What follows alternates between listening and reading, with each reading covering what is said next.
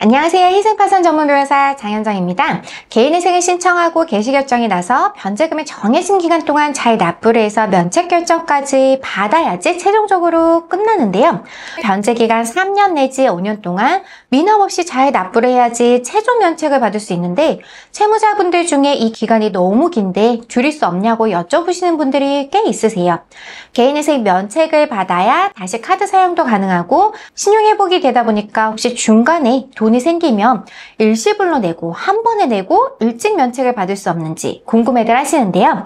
그래서 이번 시간에는 개인회생 변제기간 3년 내지 5년을 다 채우기 전에 면책을 좀 빨리 받는 방법에 대해서 설명을 드려보도록 할게요.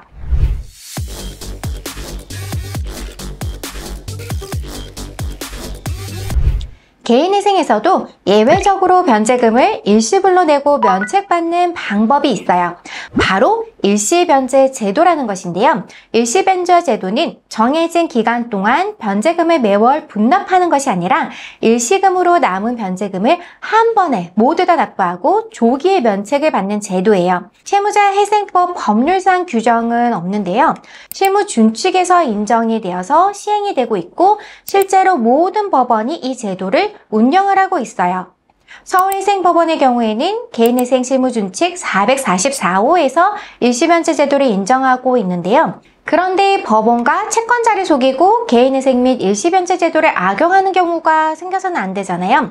개인회생을 신청할 때 자기 재산을 숨기고 있다가 인가되고 나서 숨겨둔 돈을 가지고 일시변제 신청을 해서 빨리 면책을 받아버리면 이는 법원이나 채권자를 모두 속이는 거라서 법원에서는 채무자가 일시변제 신청을 하면 변제하는 그 돈이 어디서 나왔는지를 아주 꼼꼼하게 체크를 해요.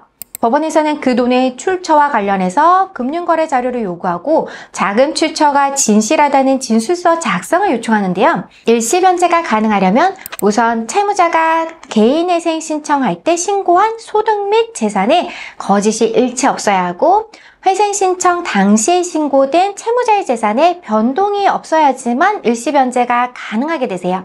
그래서 개인회생 인가 이후에 채무자가 로또에 당첨되거나 상속을 받아서 큰 돈이 생기는 경우에는 채무자의 재산이 증가된 거로 보아서 채무자에게 변제해야 되는 변제금 자체를 올리라고 결정이 나올 수도 있고 이런 경우는 오히려 채무자가 변제해야 하는 총 변제금이 증가되는 상황이 발생할 수 있어서 사실 신청하실 때 주의를 하셔야 되세요. 일시변제 제도를 악용을 해서 은닉한 재산으로 일시변제 신청을 했다가 재빨리 면책을 받는 경우가 생길 수 있기 때문에 법원에서도 일시변제에 대해서 보수적으로 보고 있거든요.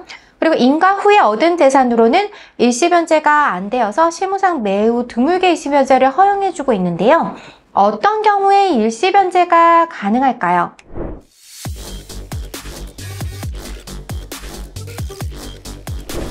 주위 친척들 또는 지인들이 도와줘서 일시불로 변제금을 내게 되는 경우처럼 채무자의 재산이 아닌 다른 사람 재산으로 내는 경우나 개인회생 신청 시 기존에 신고된 퇴직금을 인가 이후에 수령해서 목돈이 발생한 경우처럼 회생 신청 당시에 신고된 채무자의 재산에 변동이 없는 경우여야지만 법원에서는 일시변제를 허용해주고 있는데요. 일시변제 제도를 이용하기 위해서 주로 문의를 하시는 경우를 제가 살펴보면 결혼을 앞두고 있어서 신혼집 마련을 위해서 전세자금 대출을 받으셔야 되는데 회생면제 기간이라 대출 자체가 어려운 경우 부모님이나 친인척으로부터 어렵게 금전적 도움을 받아서 일시변제를 신청해달라고 하시는 경우가 있으신데요. 이런 경우에는 법원이 예외적으로 일시변제를 허가해주는 경우가 있어요. 일시변제의 가장 큰 장점은 바로 면책 신청을 바로 할 수 있다는 점인데요. 보통은 회생 신청하고 변제금을 다 내는 3년 내지 5년이 지나야지 면책 신청을 할 수 있는데 이렇게 하게 되면 바로 돈을 다 내고 면책을 받아 신용거래도 할 수 있게 되어서 이 제도의 도움이 꼭 필요한 상황이라고 하면 일시변제 제도도 한번 살펴보시면 좋을 것 같아요.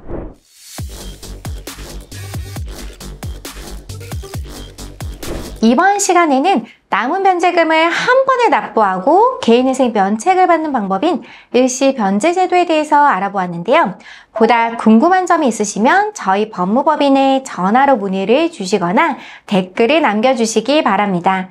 지금까지 장현정TV의 장현정 변호사였습니다. 감사합니다.